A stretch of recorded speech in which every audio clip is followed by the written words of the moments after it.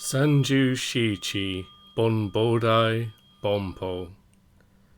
37 Elements of Bodhi by Eihei Dogen from Shobogenzo, the treasury of the true Dharma I. The reality of eternal Buddhas as is present. It is, namely, the teaching, practice, and experience of the 37 elements of Bodhi. The entanglement of ascending and descending through their classification is just the entangled state of reality, which we call the Buddhas, and which we call the patriarchs. The four abodes of mindfulness. The first is the reflection that the body is not pure. The second is the reflection that feeling is suffering. The third is the reflection that mind is without constancy. The fourth is the reflection that dharmas are without self. The reflection that the body is not pure. The individual bag of skin, reflected as a body in the present, is the whole universe in 10 directions, because it is the real body. It is the reflection that the body is not pure springing up on the road of vivid action. If not for springing up, reflection would be impossible. It would be as if the body did not exist. Action itself would be impossible. The act of preaching would be impossible. The act of reflection would be impossible. But in fact, the realization of realized reflection is already present. Remember, it is the realized state of vivid springing up. What has been called realized reflection is everyday actions, sweeping the ground and sweeping the floor. Because we sweep the ground unaware what number moon it is, and sweep the ground and sweep the floor, aware that this is just the second moon. The whole earth is as it is. Reflection on the body is the body's reflection. It is not that, by means of the body's reflection, something else reflects. Reflection itself, in the very moment of it, is the superlative having arrived. When body reflection is realized, mental reflection is not at all worth groping for, and is not realized. Thus, body reflection is Diamond Samadhi and Surangama Samadhi, both of which are the reflection that the body is not pure. In general, the principle of seeing the bright star in the middle of the night is expressed as the reflection that the body is not pure. It is not a question of relative purity and impurity. The actual body is not pure. This real body is not pure. In learning in practice like this, when demons become Buddha, they utilize the demon to defeat the demon and to become Buddha. When Buddhas become Buddha, They utilize Buddha to aim at Buddha and to become Buddha. When human beings become Buddha, they utilize the human being to regulate the human being and to become Buddha. We should investigate the truth that a way through exists in the utilization itself. It is like the method of washing a robe, for example. Water is dirtied by the robe, and the robe is permeated by the water. Whether we use this water and carry on washing, or change this water and carry on washing, we are still using water and still washing the robe. In washing it once and washing it a second time, if it does not look clean, do not linger in idle vacillation. When all the water is used up, we carry on with other water. Even when the robe is clean, we carry on washing the robe. For water, we use many sorts of water. All sorts are suitable for washing a robe. We can investigate the truth that when water is impure, we know that there may be fish. As for robes, all sorts of robes need washing. Through effort like this, the reality of washing the robe is realized, and at the same time, we see what purity is. The point here is that to permeate the robe with water is not necessarily the original aim, and to dirty the water with the robe is not the original aim. It is in using dirty water to wash the robe that the original aim of washing the robe exists. There are also methods of washing the robe and of washing things by using fire, wind, soil, water, and space. And there are methods of washing and cleaning earth, water, fire, wind, and space by using earth, water, fire, wind, and space. The point of the present reflection that the body is not pure is also like this. On this basis, the totality of body, the totality of reflection, and the totality of not being pure are just the kashaya to which a mother gives birth. If a kashaya is not the kashaya to which a mother gives birth, Buddhist patriarchs never use it. How could Shanavasa be the only one? We should carefully apply our minds to this truth, learning it in practice and perfectly realizing it. The reflection that feeling is suffering. Suffering is feeling. It is neither one's own nor from outside. It is not tangible, neither is it intangible. It is the feeling of the living body, the suffering of the living body.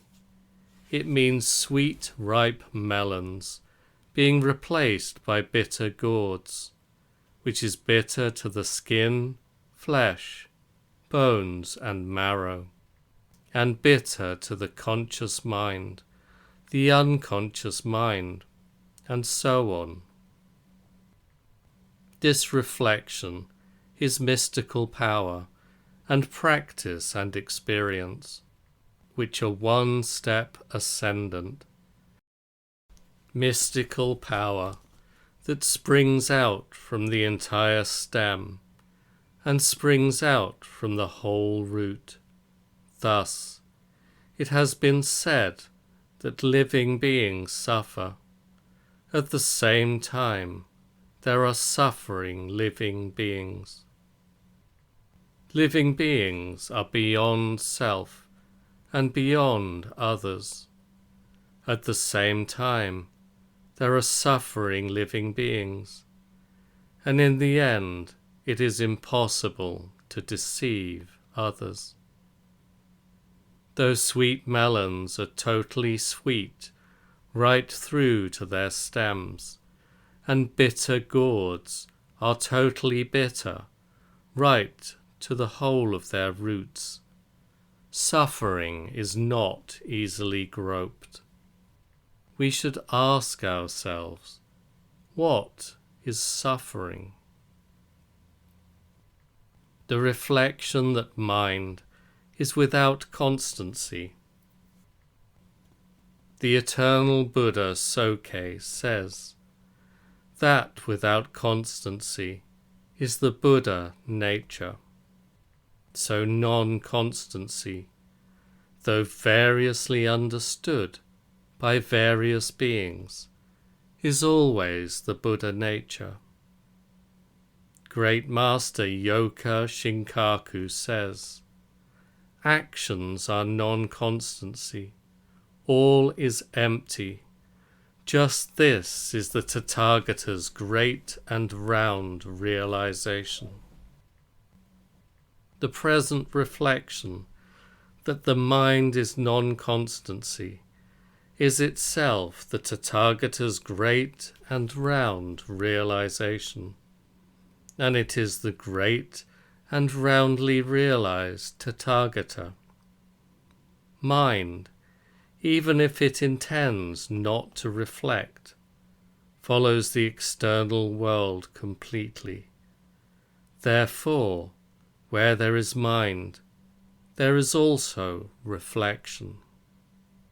In general, arrival at the supreme truth of Bodhi, realization of the supreme right and balanced truth, is just non-constancy and is reflection of the mind.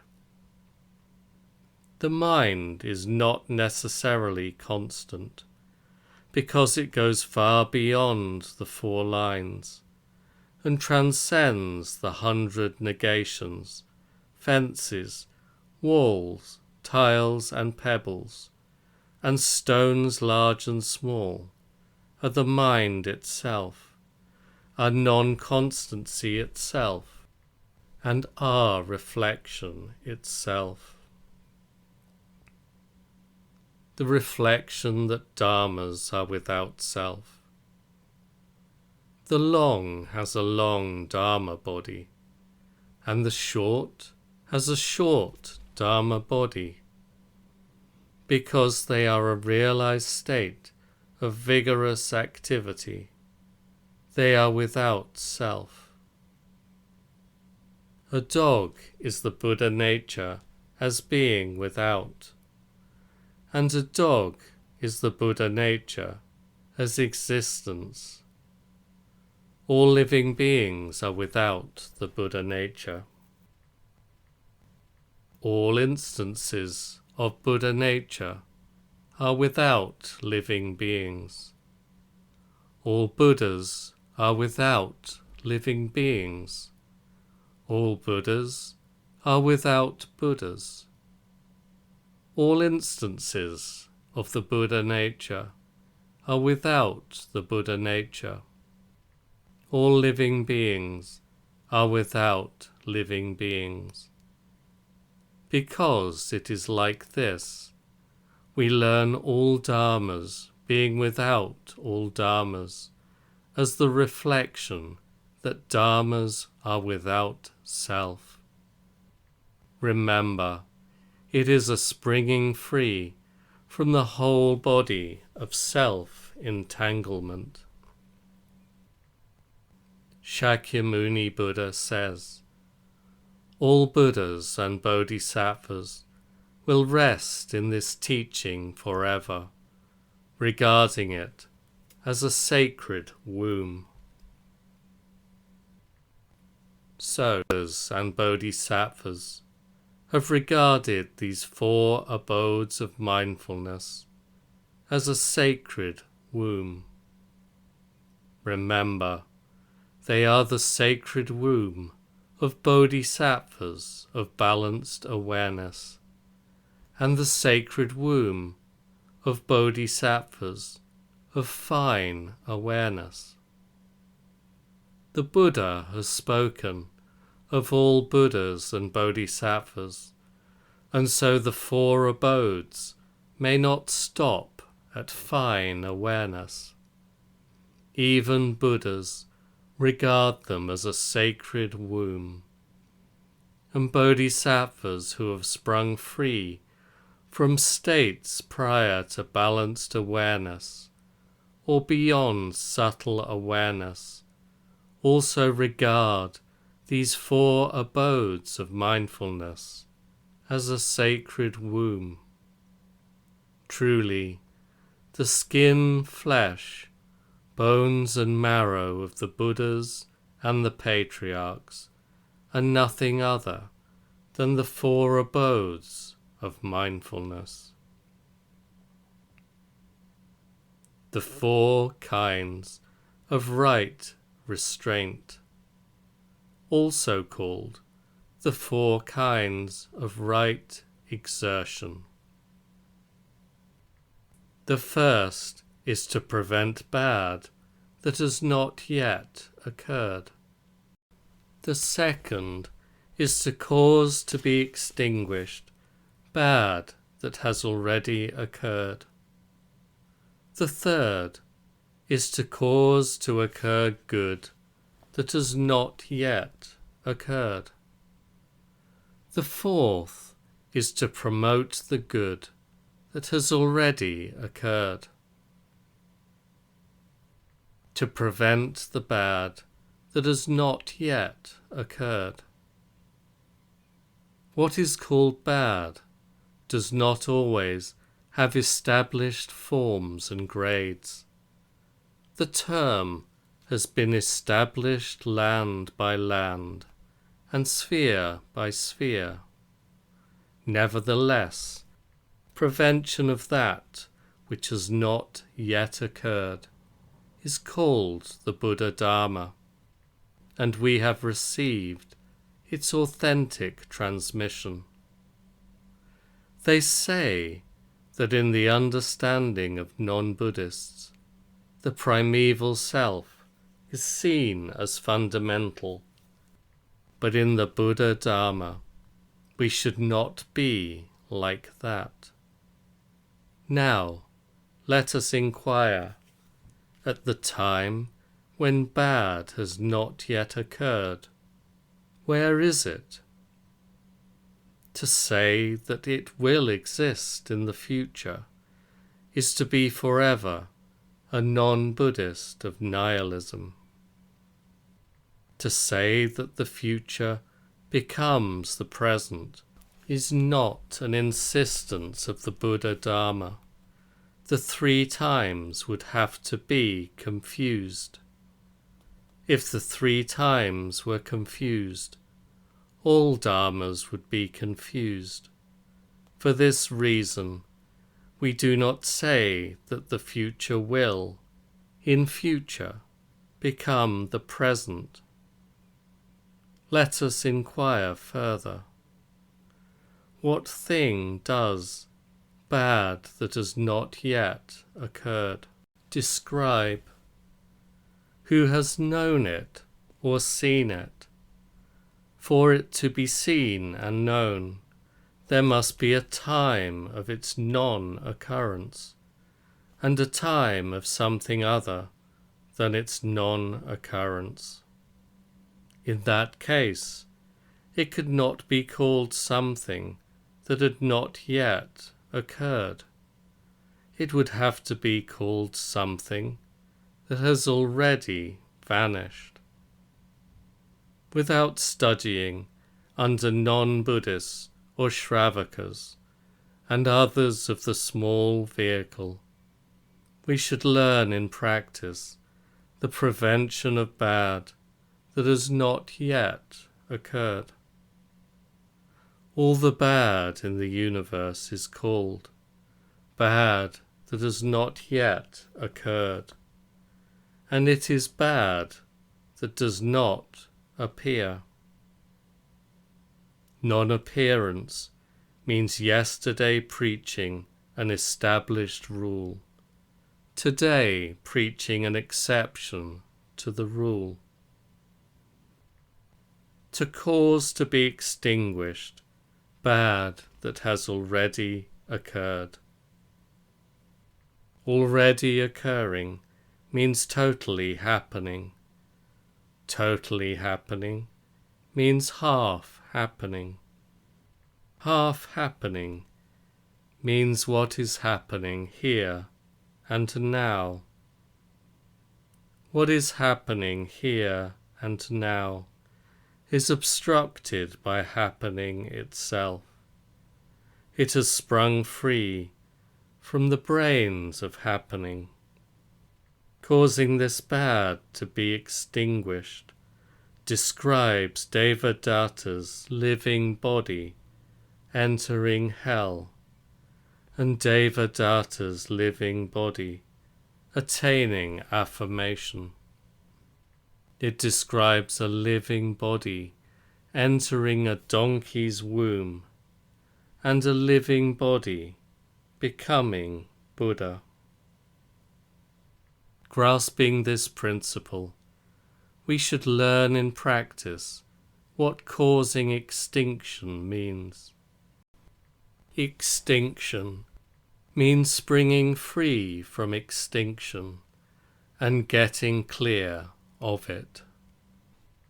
To cause to occur good that has not yet occurred is satisfaction with the features we had before our parents were born, is clarification prior to the sprouting of creation, and is understanding preceding majestic sound. To promote the good that has already occurred. Remember, this does not speak of causing to occur the good that has already occurred. It is about promoting good. It is the Buddha having seen for himself the bright star, going on to make others see the bright star. It is eyes becoming the bright star. It is confusion being followed by 30 years of not lacking for salt and vinegar. For example, because we are promoting good, good is already happening. And so, the ravine being deep, the dipper's handle is long, and only because we had it did he come. The 4 bases of mystical ability. The first is volition as a base of mystical ability. The second is mind as a base of mystical ability. The third is forward progression as a base of mystical ability. And the fourth is thinking as a base of mystical ability. Volition as a base of mystical ability is the body-mind aiming to become Buddha. It is looking forward to the pleasure of a nap, and it is why I bow to you. In sum, volition as a mystical basis is utterly beyond the purposes of a body and mind. It is birds flying in the boundless sky, and fish swimming in water that is clear to the bottom. mind as a base of mystical ability, is fences, walls, tiles, and pebbles. It is mountains, rivers, and the earth. It is individual instances of the triple world. It is the completely red bamboo and wood of a chair. Because all mind is able to be utilized, the mind of Buddhist patriarchs can exist. The mind of the common and the sacred can exist. The mind of grass and trees can exist. And the mind of fantastic apparitions can exist. All mind is mind, as a base of the mystical. Forward progression, as a base of mystical ability, is being on top of 100-foot pole and stepping straight ahead. Where is the top of 100-foot pole? They say that we cannot find it without going straight ahead. A step straight ahead is not to be denied, but this place is the place where something ineffable exists. Explain it as going forward, or explain it as going back. Just in the moment of forward progression, as a base of the mystical, the whole universe in 10 directions, following from that mystical base, arrives. Following from that mystical base, it has arrived. Thinking as the base of mystical ability is all the Buddhist patriarchs, their karmic consciousness unclear, having nothing upon which they can originally rely. There is thinking by the body. There is thinking by the mind. There is thinking by consciousness. There is thinking by straw sandals.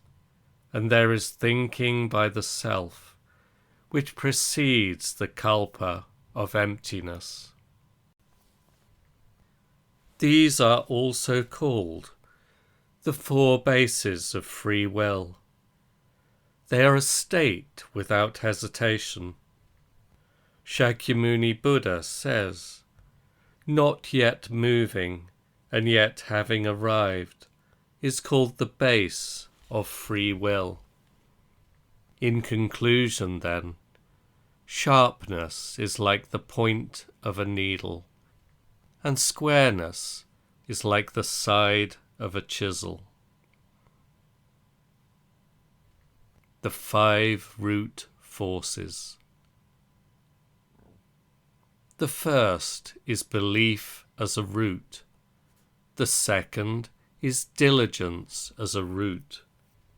The third is mindfulness as a root. The fourth is balance as a root. And the fifth is wisdom as a root.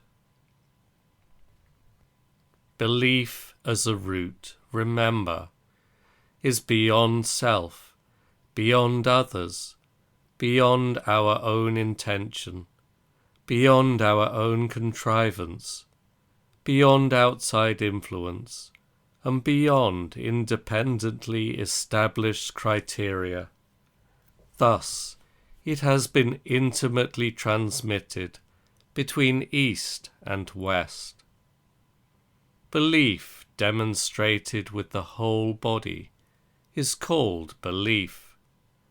It follows inevitably from the condition of Buddhahood, following circumstances completely, and following itself completely. Unless the condition of Buddhahood is present, the belief is not realized. For this reason it is said that the great ocean of the Buddha Dharma is entered by belief itself. In sum, the place where the belief is realized is the place where Buddhist patriarchs are realized.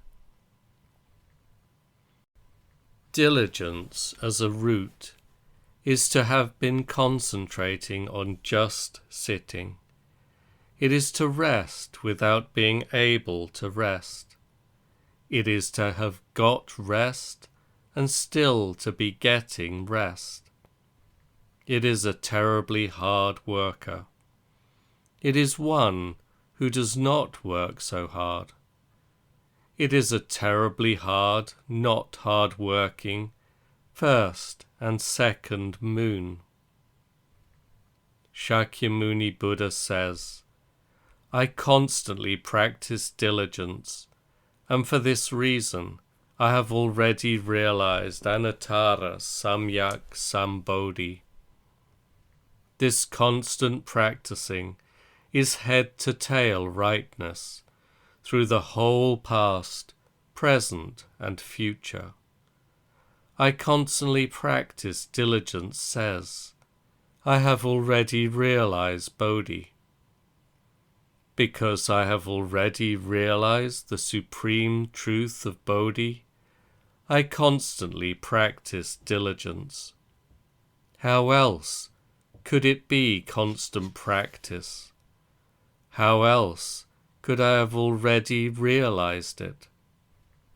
Commentary teachers and sutra teachers cannot see or hear this teaching. How much less could they have learned it in practice? Mindfulness as a root is a withered tree as a mass of red flesh. We call a mass of red flesh a withered tree, and a withered tree is mindfulness as a root. We ourselves who are groping for the mark are mindfulness. There is mindfulness that exists in moments of owning one's body, and there is mindfulness that exists in moments of having no mind. There is conscious mindfulness, and there is mindfulness in which there is no body. The very life root of all the people on earth is mindfulness as a root. The very life root of all the Buddhas in the 10 directions is mindfulness as a root. There can be many people in one state of mindfulness, and many states of mindfulness in one person.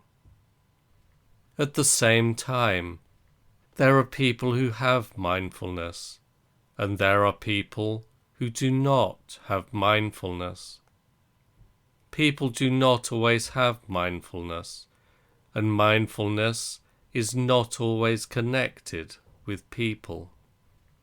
Even so, through the skillful maintenance of this mindfulness as a root, the virtue of perfect realization exists. Balance as a root is keeping one's eyebrows to oneself, or lifting up an eyebrow. Thus, it is both not being unclear about cause and effect, and not falling subject to cause and effect, and consequently entering the womb of a donkey, or entering the womb of a horse. It is like a rock enveloping a jewel. We cannot call it completely rock, or completely jewel. It is like the ground bearing mountains. We cannot call it totally ground, or totally mountains. At the same time, it springs out from the brain, and springs in. Wisdom as a root is not knowing of the existence of the Buddhas of the 3 times, but knowing the existence of cats and white oxen. We should not say, why is it so? It is beyond expression. In the nostrils exist in-breath and out-breath. In a fist exists fingertips. A donkey maintains and relies upon a donkey. A well meets with a well, and in conclusion, a root succeeds to a root. The 5 powers. The first is belief as a power. The second is diligence as a power. The third is mindfulness as a power. The fourth is balance as a power. And the fifth is wisdom as a power. Belief as a power is being duped by ourselves and having no place of escape. It is being called by others and having to turn the head. It is from birth to old age, being just this. It is tumbling over 7 times and carrying on regardless.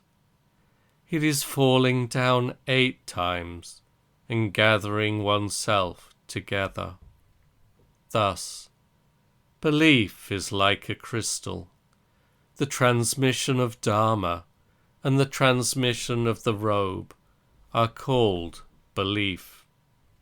It is the transmission of Buddhas and the transmission of patriarchs.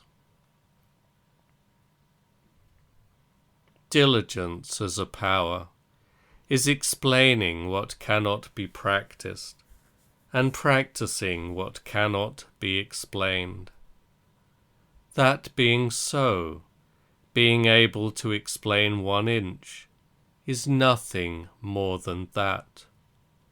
Being able to explain 1 inch and being able to practice 1 word is nothing more than being able to practice 1 word. Getting power in exertion itself is diligence as a power. Mindfulness as a power is a great brute pulling a person's nostrils. Thus, it is nostrils pulling a person. It is to throw away a jewel and get back a jewel. And it is to throw away a tile and get back a tile. Further, failure to throw it away means 30 strokes. Even if used by all people in the world, it will never be eroded. Balance as a power is like a child getting its mother, or like a mother getting her child.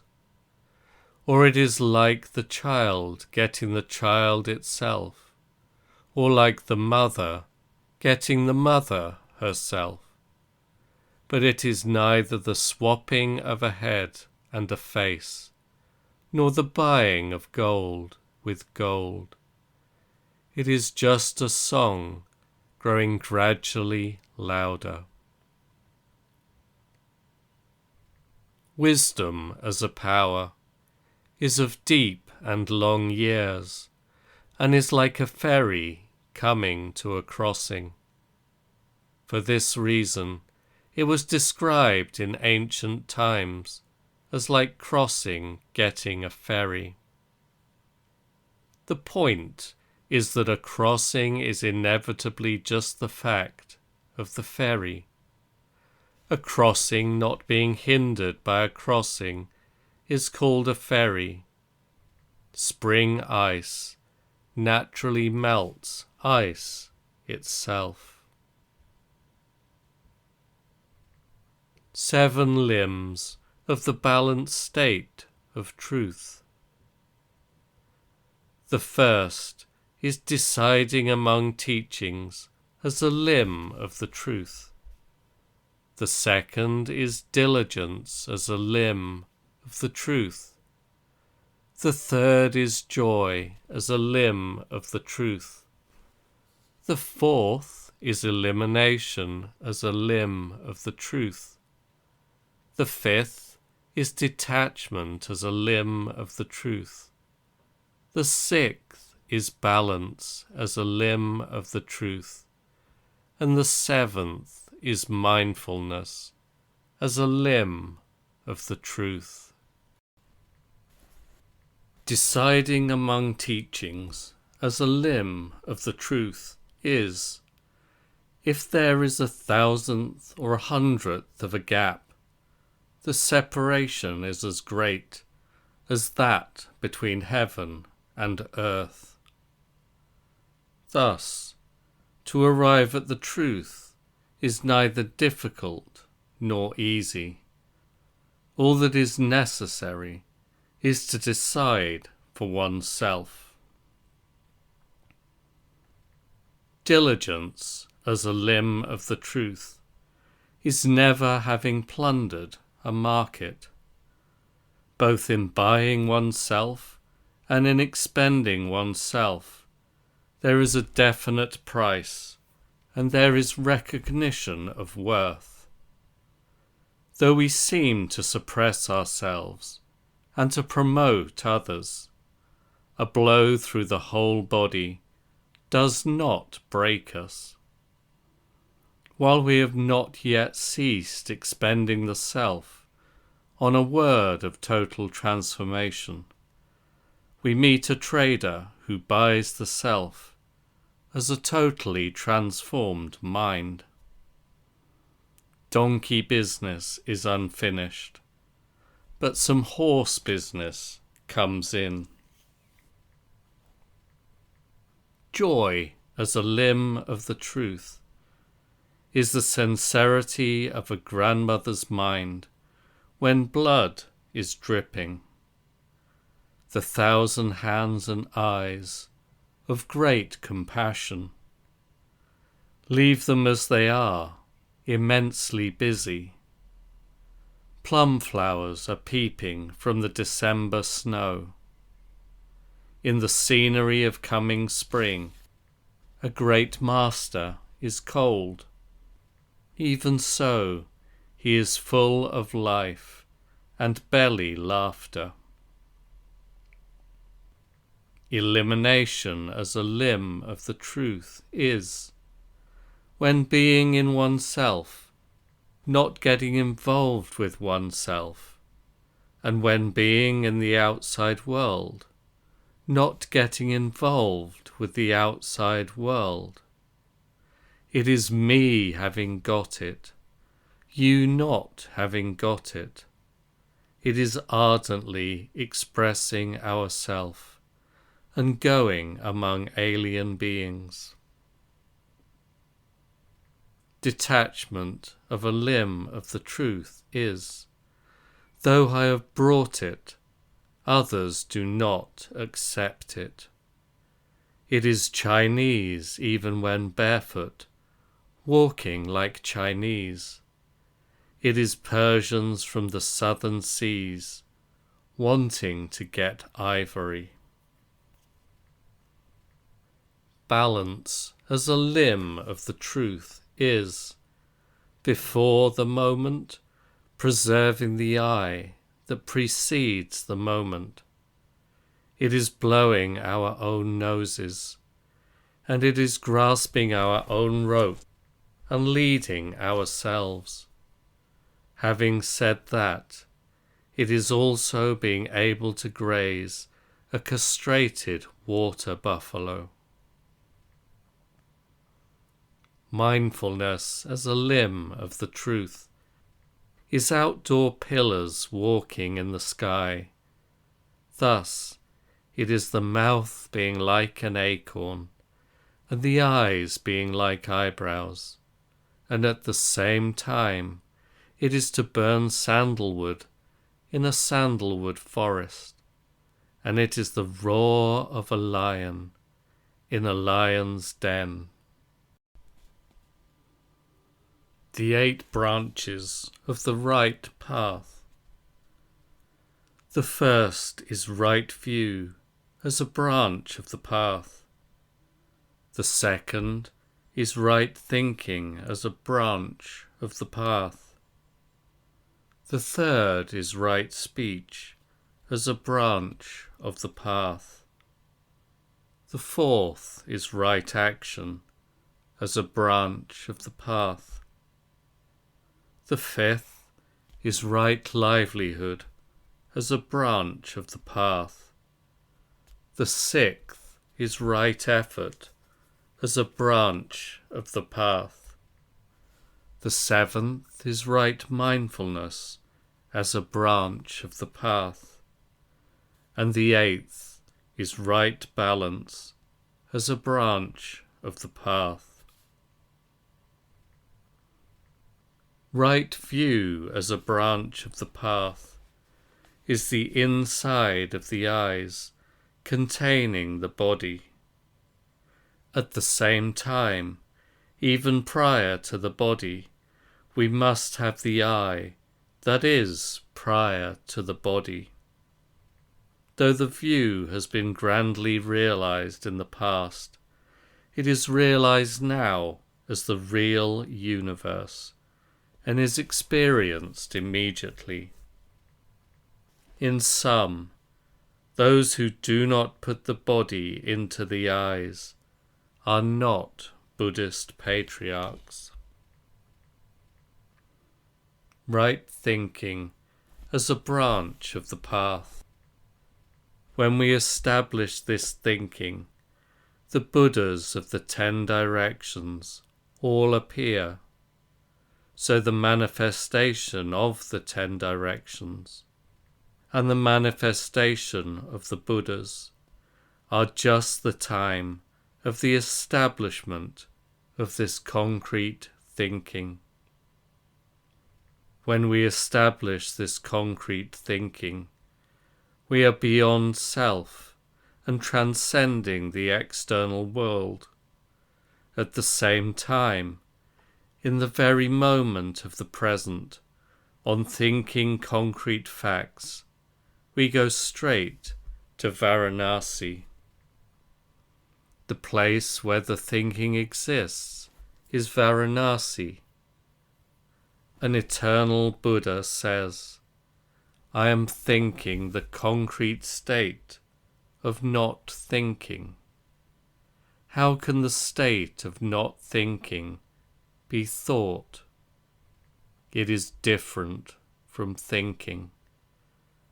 This is right consideration, right thinking.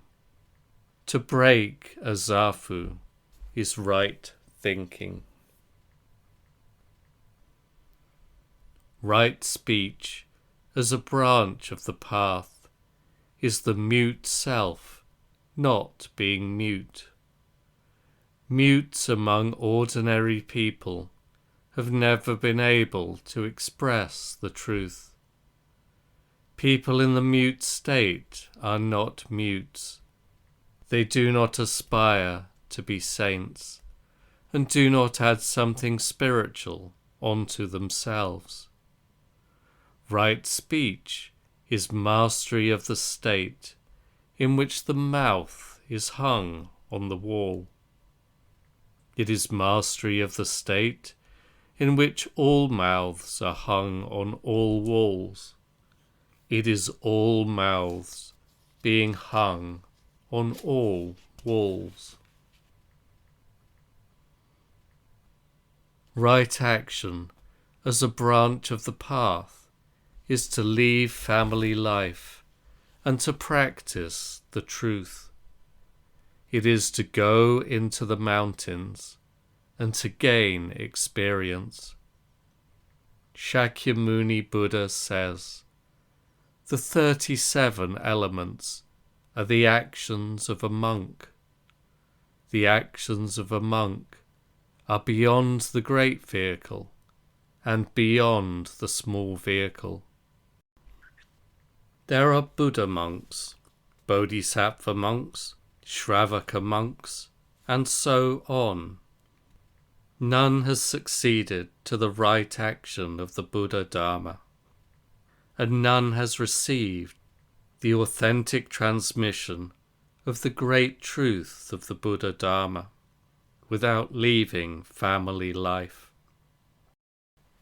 Notwithstanding scant pursuit of the truth by lay people as upasaka and upasika, there is no past example of one arriving at the truth.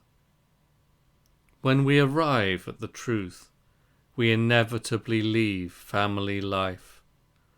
How can people who are not able to leave family life succeed to the position of a Buddha? Nevertheless, for the last 200 or 300 years, in the great kingdom of Song, people calling themselves priests of the Zen sect have habitually said, pursuit of the truth by a layman and pursuit of the truth by one who has left family life are just the same. They are a tribe of people who have become dogs for the sole purpose of making the filth and urine of lay people into their food and drink. Sometimes they say to kings and their ministers, the mind in conducting the myriad affairs of state is just the mind of patriarchs and Buddhas, other than which there is no mind at all. Kings and ministers, never having discerned right preaching and right dharma, delightedly bestow on them gifts, such as the titles of master. The monks who speak such words are Devadatas. In order that they might feed upon tears and spit, they produce childish and demented talk like this. They are deplorable. They are not the kindred of the 7 Buddhas. They are demons and animals. They are like this because they have never known learning the truth with body and mind. They do not learn in practice.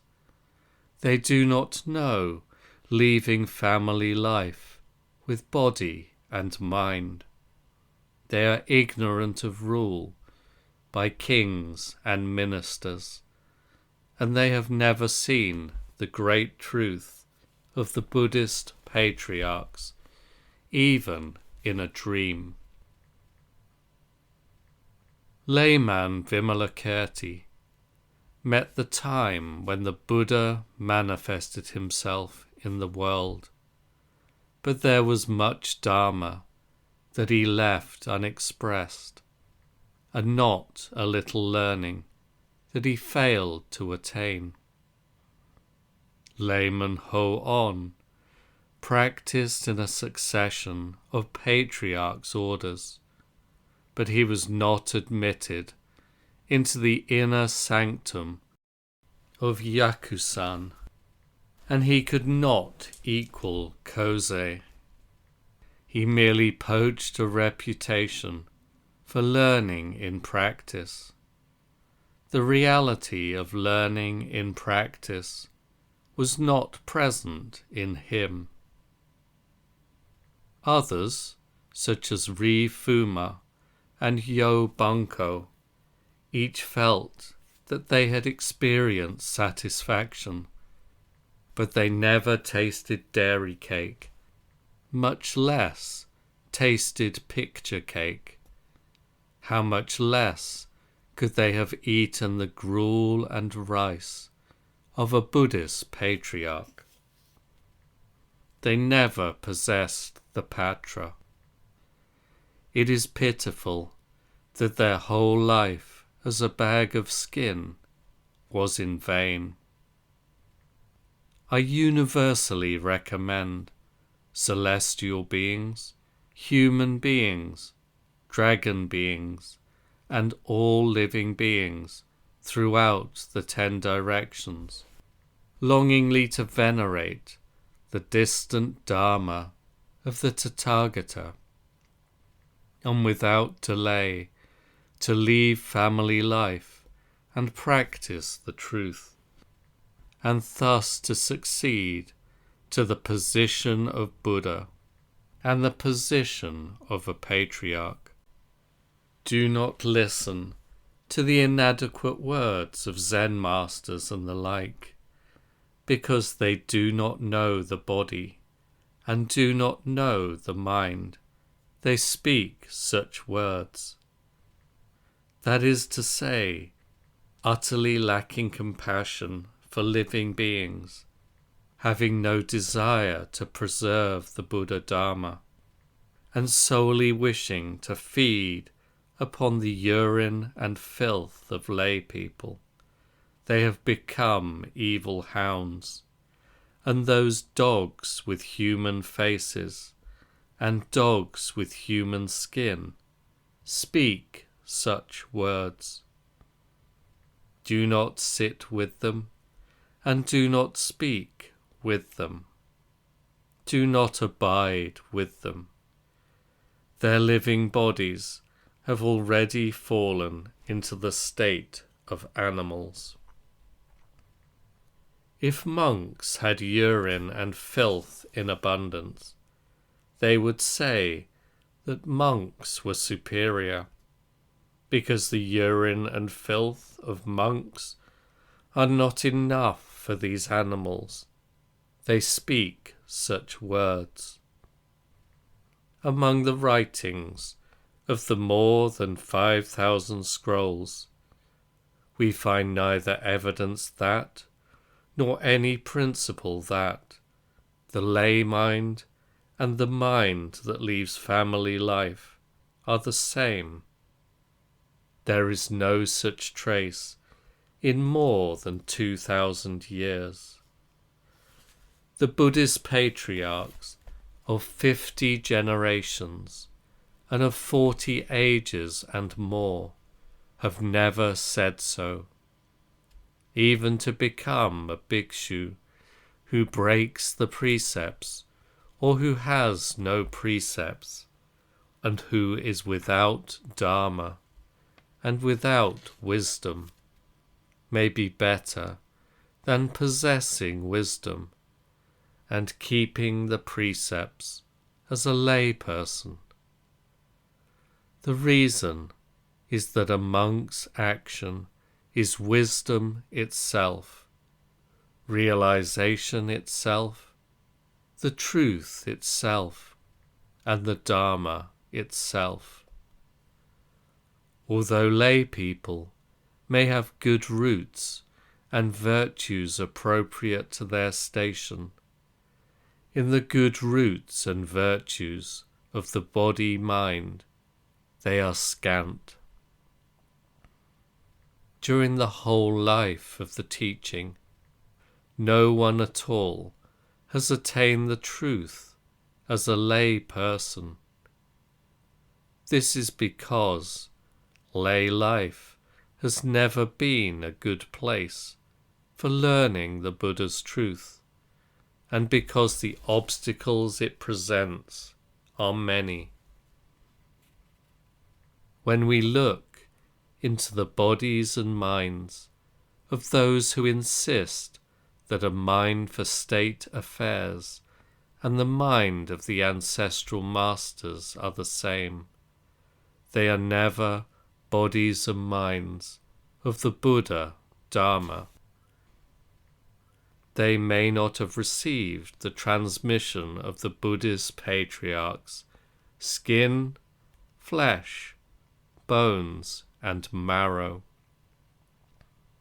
It is pitiful that, even while meeting the Buddha's right Dharma, they have become animals.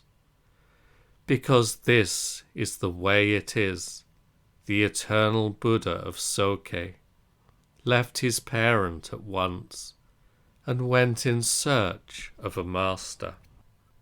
This is right action. Before he heard the Diamond Sutra and established the mind, he lived in a family as a woodcutter. When he heard the Diamond Sutra and was influenced by the lingering fragrance of the Buddha Dharma, he threw down his heavy burden and left family life. Remember, when the body-mind possesses the Buddha Dharma, it is impossible to remain in lay life. This has been so for all the Buddhist patriarchs. We can say that people who assert that it is unnecessary to leave family life commit a sin even heavier than the deadly sins, and they are even more wicked than Devadatta.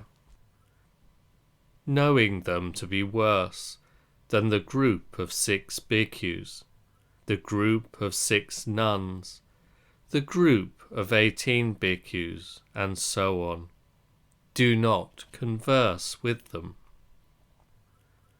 A lifetime is not long. There is no time to be spent conversing with such demons and animals.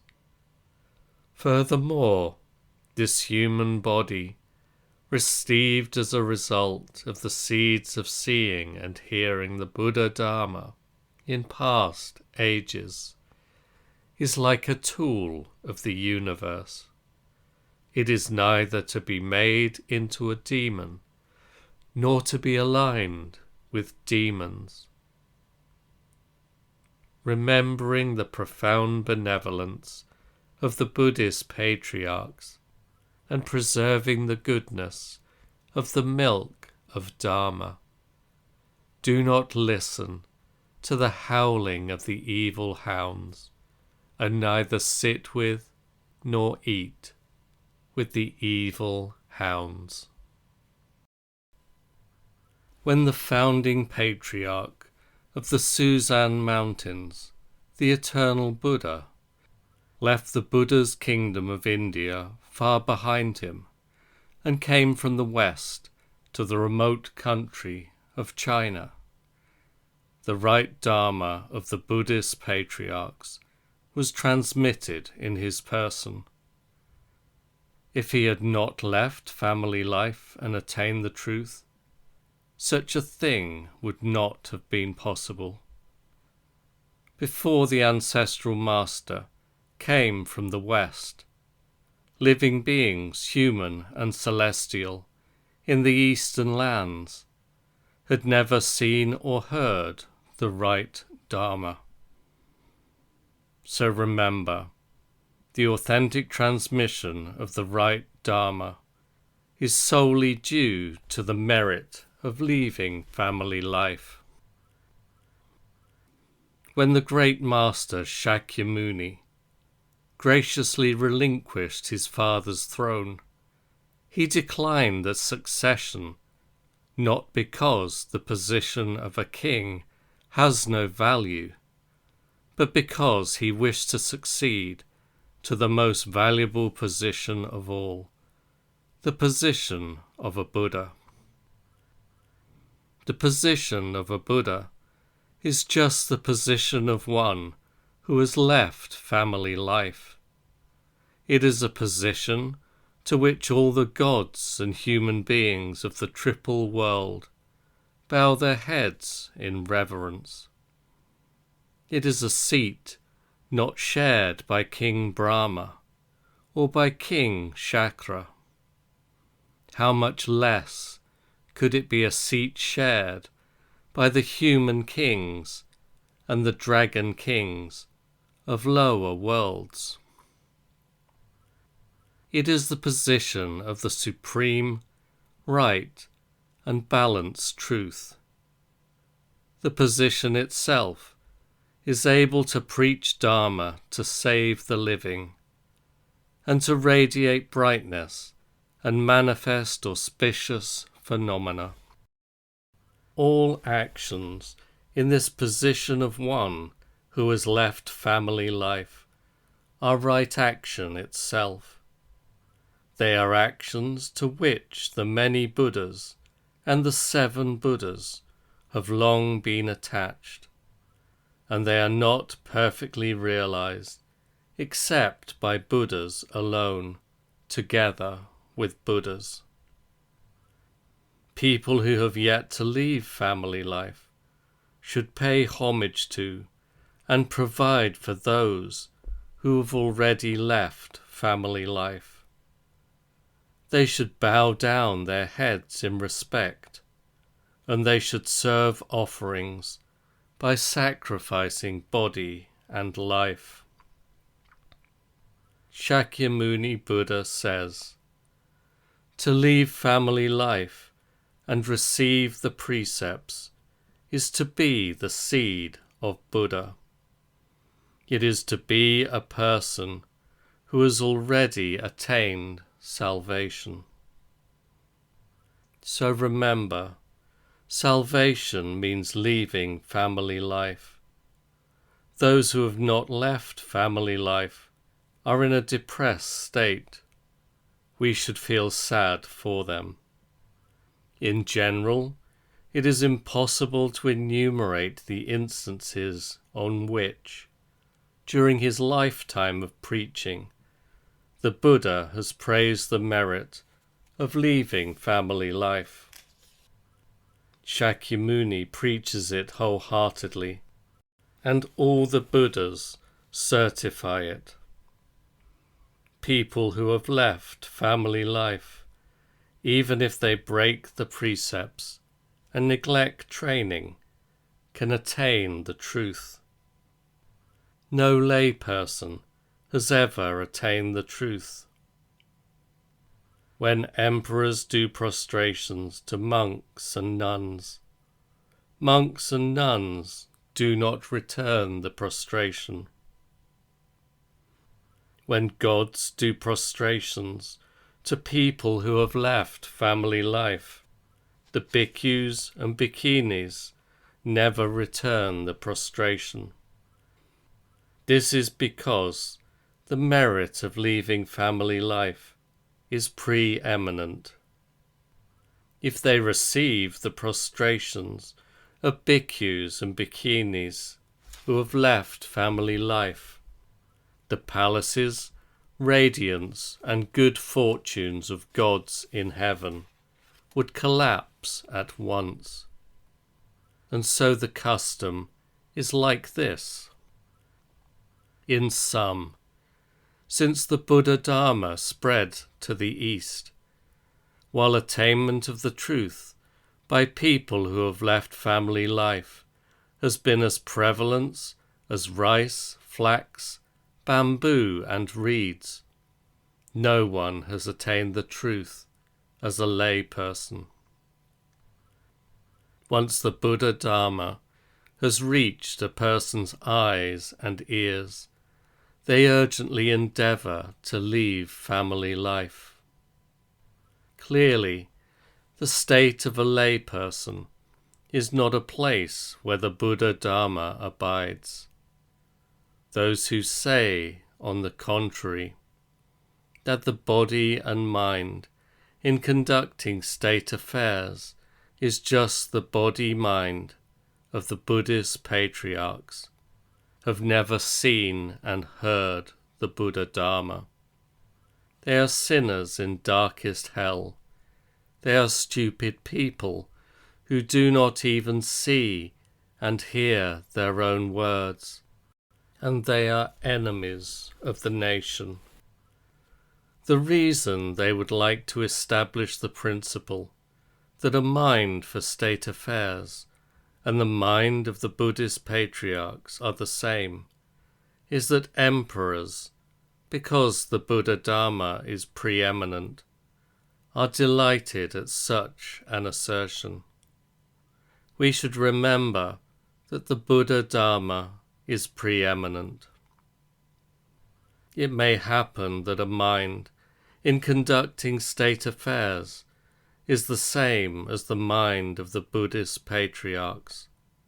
However, in the rare instance when the body-mind of the Buddhist patriarchs has become a body-mind conducting state affairs, it can never be the body and mind of conducting state affairs. Zen masters and the like, who say that a mind for state affairs and the mind of Buddhist patriarchs are the same, are totally ignorant of how a mind actually works and how it is. How much less could they see, even in a dream, the mind of the Buddhist patriarchs? As a universal principle, I recommend King Brahma, King Shakra, human kings, dragon kings, demon kings, and every other kind of king. Do not attach to the direct and indirect results of conduct in the triple world, but soon leave home, receive the precepts, and practice the truth of the Buddhas and the patriarchs, and this will be a cause of Buddhahood for vast eons. Do you not see that if old man Vimalakirti had left family life, we would be able to meet with one more excellent than Vimalakirti, that is, Vimalakirti Bhikkhu. Today we are barely able to meet bhikkhus like Subhuti, Shariputra, Manjushri, and Maitreya, but we never meet half of Vimalakirti. How much less could we meet 3, 4, or 5 Vimalakirtis? Without meeting or knowing 3, 4, or 5 Vimalakirtis, we can never meet, know, or maintain and rely upon the state of a Vimalakirti. Never having maintained and relied upon the state of a Vimalakirti, we do not meet Vimalakirti as Buddha. If we do not meet Vimalakirti as Buddha, then Vimalakirti as Manjushri, Vimalakirti as Maitreya, Vimalakirti as Subhuti, Vimalakirti as Shariputra, and so on can never be.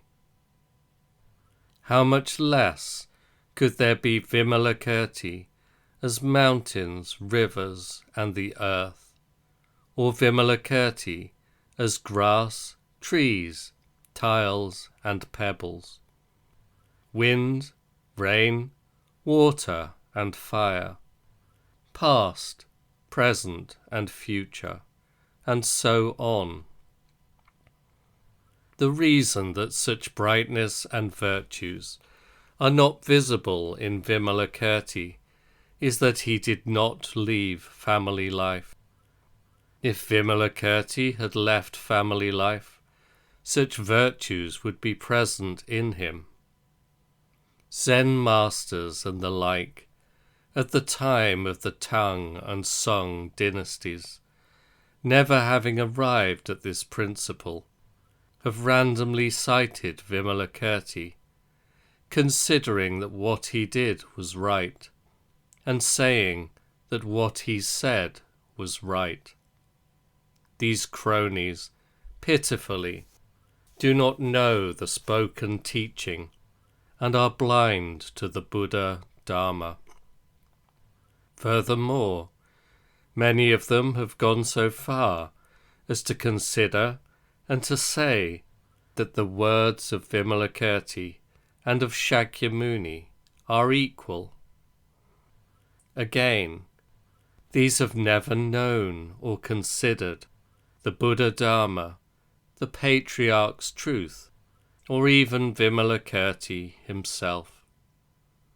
They say that Vimalakirti's silence in addressing bodhisattvas is the same as the Tathagata's use of silence to teach people. This is to be grossly ignorant of the Buddha Dharma. We can say that they have no capacity for learning the truth. The speech of the Tathagata is, of course, different from that of others, and his silence can never be like that of other types. That being so, the total silence of the Tathagata and the total silence of Vimalakirti do not deserve even to be compared. When we examine the ability of the cronies who have conceived that although the spoken teachings were different, the silences might have been alike, they do not deserve even to be seen as people in the vicinity of Buddha. It is sad that they have never experienced sounds and forms. How much less could they have experienced the brightness that springs from within sound and form? They do not even know that they should learn the silence in silence, and they do not even hear that it exists. In general, even among various types, there are differences in movement and stillness. How could we say that Shakyamuni and miscellaneous types are the same, or discuss them as dissimilar? People who do not learn in practice in the inner sanctum of a Buddhist patriarch engage in such discussion. There again, many wrong people think spoken teaching and active demeanour are insubstantial matters. The silent and unmoving state is the true reality. Expressions like this also are not the Buddha Dharma. They are the speculations of people who have heard sutras and teachings of Brahmadeva, Ishvara, and the like. How could the Buddha Dharma be caught by movement and stillness? Or is there no movement and stillness? Do we contact movement and stillness, or are we contacted by movement and stillness? Painstakingly research it in practice. Practitioners of later ages who are present now, do not let up. When we look at the great kingdom of Sung today, people who have learned in practice the great truth of the Buddhist patriarchs appear to have become extinct. There are not even 2 or 3 of them.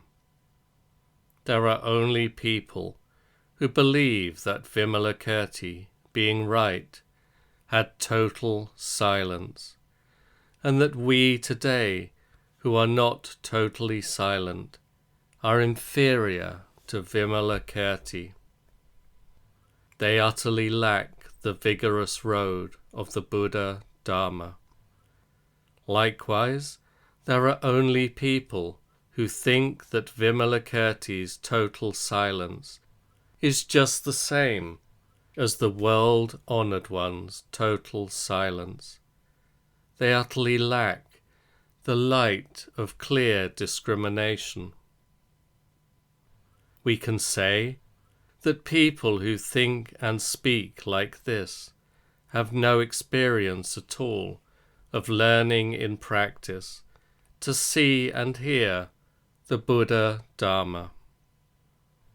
Do not think that just because they are people of the great kingdom of song, they must be of the Buddha Dharma. The reason may be easy to clarify. Right action is the action of a monk. It is beyond the knowledge of commentary teachers and sutra teachers. The action of a monk means effort inside the cloud hall, prostrations inside the Buddha hall, washing the face inside the washroom, and so on. It means joining hands and bowing, burning incense and boiling water. This is right action. It is not only to replace a tail with a head. It is to replace a head with a head. It is to replace the mind with the mind. It is to replace Buddha with Buddha, and it is to replace the truth with the truth. This is just right action as a branch of the path.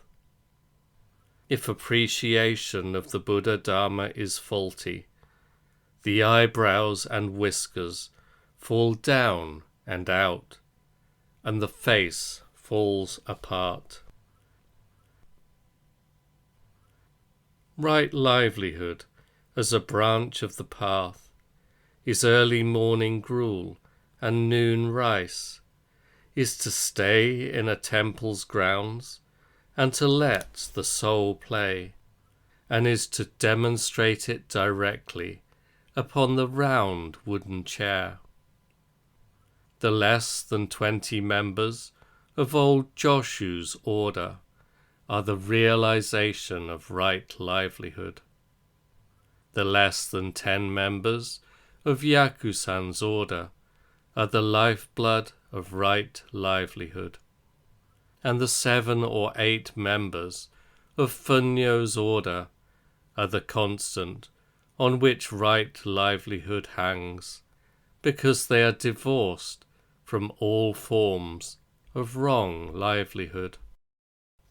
Shakyamuni Buddha says, Shravakas have never attained right livelihood, so the teaching, practice, and experience of a Shravaka are never right livelihood.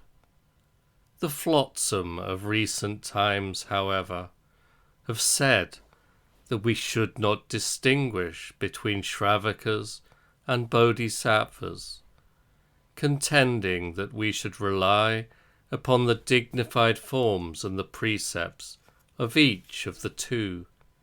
They judge the dignified forms and behavior, which are the rule for a Bodhisattva of the great vehicle, by the rules of a Shravaka of the small vehicle. Shakyamuni Buddha says, a Shravaka's keeping of the precepts is a Bodhisattva's violation of the precepts. So the Shravaka precepts the Shravakas have considered to be keeping of the precepts, when viewed against the Bodhisattva precepts, are all violations of the precepts. The other practices, balance and wisdom, are also like this. Though such precepts as do not kill living things are apparently the same for a Shravaka and for a Bodhisattva, there is necessarily a difference between them, which is beyond the separation between heaven and earth. How much less could the principles authentically transmitted from Buddha to Buddha and from patriarch to patriarch be the same as those of Shravakas. There is not only right livelihood, but also pure livelihood. In conclusion, just to learn in practice from a Buddhist patriarch may be right livelihood. Do not rely upon the views and opinions of commentary teachers and the like. Because they have never attained right livelihood, they are not truly living their own lives.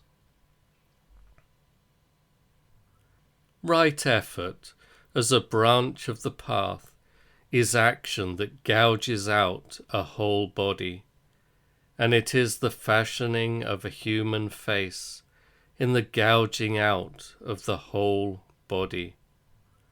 It is to ride upside down around the Buddha hall, doing 1 lap, 2 laps, 3, 4, and 5 laps, so that 9 times 9 comes to 82.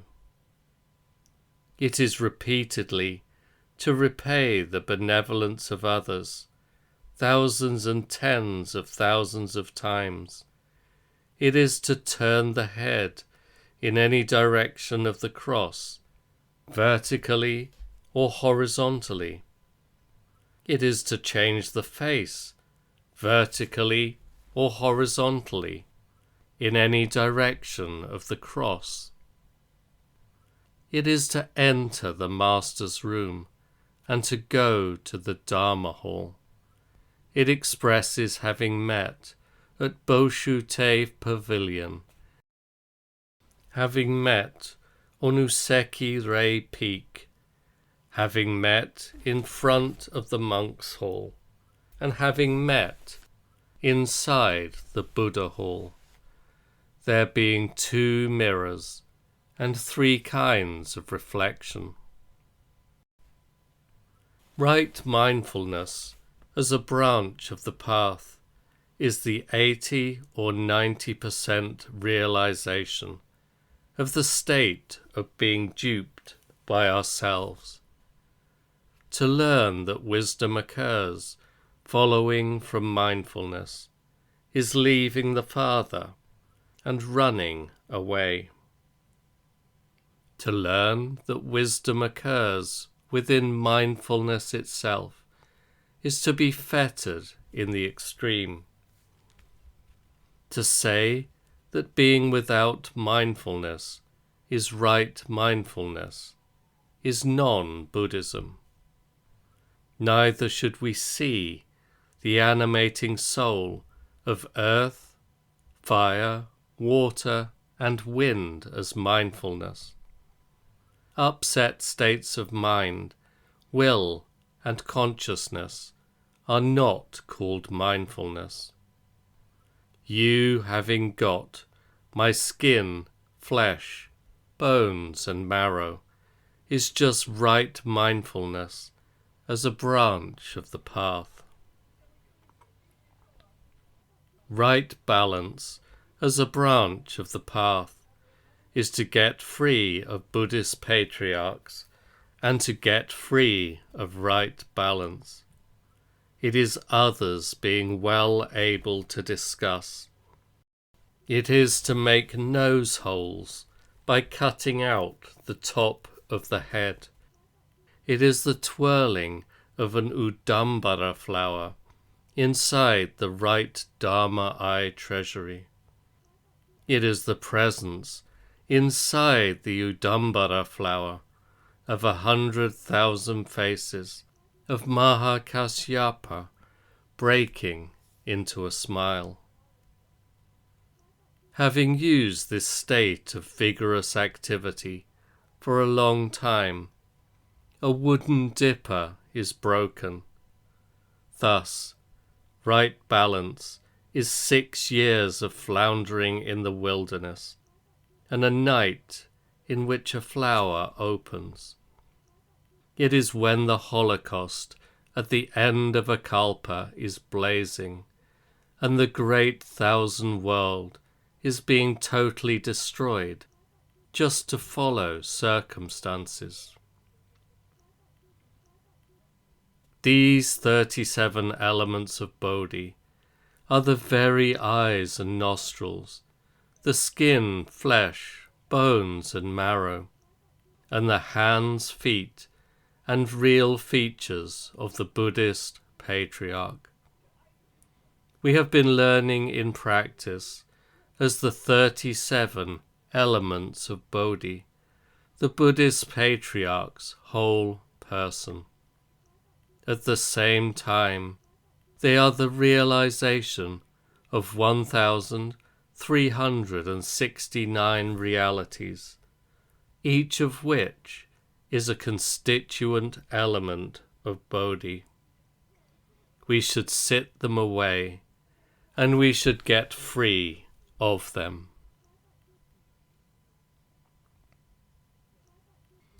Preached to the assembly at Kippo Temple in Etsu-u on the 24th day of the second lunar month in the second year of Kangen.